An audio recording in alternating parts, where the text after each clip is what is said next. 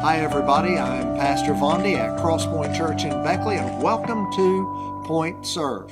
I'm so glad that you chose to be here today, and we are talking on Point Serve about ways that we can invest in people so that they will be able to, whether they are serving in a sacred space or in a space in the marketplace, be better leaders where they are, and to also be better leaders not just there but perhaps at home and for those around them. Today's going to be a little different. Today is a little different because I'm going to be addressing something that a lot of times we don't think about in the process of leadership. And I know that for me, where I've served here at Crosspoint Church for over 30 years, and my children were very blessed to be able to be born here, raised here. And about 8 years ago, when we went through a massive family upheaval, the church at Crosspoint in Beckley was the place that my kids ran to for support and ran to for people they knew that loved them. And what I hope today is to talk about the kids of leaders. And if you are a young leader today and you have children that you are raising, you have such a wonderful opportunity with those young minds. You have a wonderful opportunity to teach them how to be a leader, to teach them what it is to go forward and to walk with that. Yet some places, churches, as well as businesses, struggle sometimes with the children of the people around them.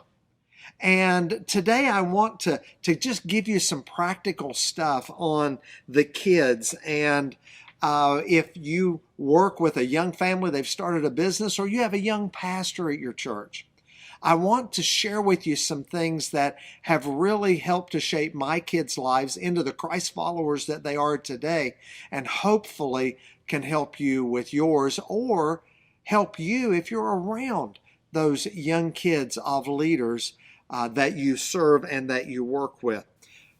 When you see the leaders' kids, the one thing I would say to you to begin with is make sure you don't expect more out of them than you do other children, because they're just kids.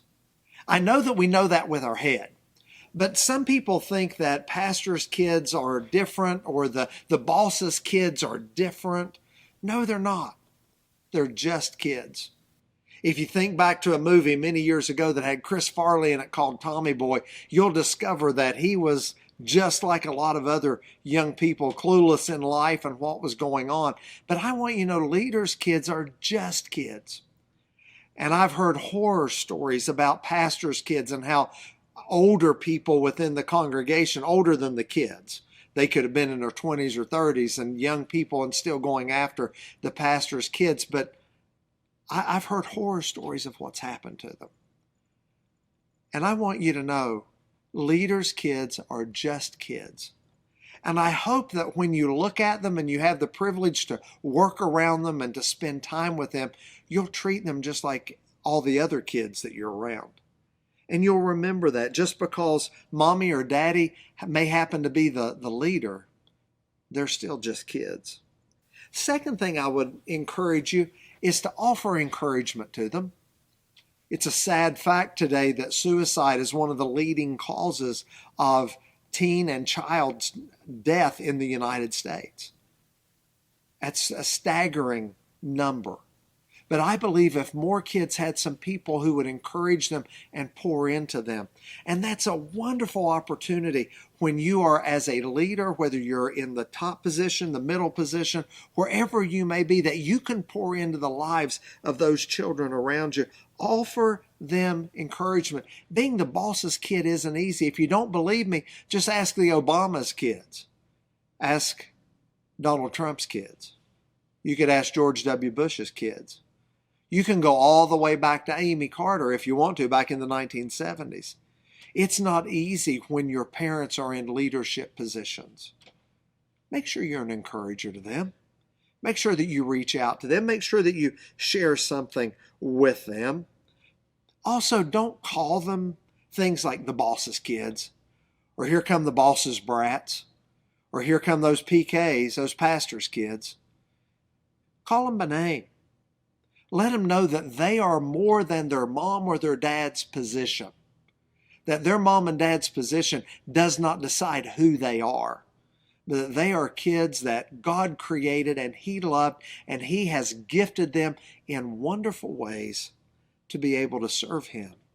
So as you're encouraging them, make sure you don't give them a title. They don't need that. Also, I would encourage you to pray for the kids that you're around. Whether it's at your church or whether it's at your workplace, I would encourage you to pray for those kids that you're around. Because I can tell you some kids today really have it difficult in our nation. At a time when there are more resources and things to help kids, so many are not doing well. And you say, well, there are reasons for that, Vondie, and I know there are. There are a lot of reasons for that. And many of the choices that parents make, many of the choices that other relatives make, and poor choices that are thrust upon those kids, make sure you pray for them. I mean, this is a brand new year, 2024. You can set aside some time to pray for those little guys and gals. I also want you to know something as well. They hear and see more than you think.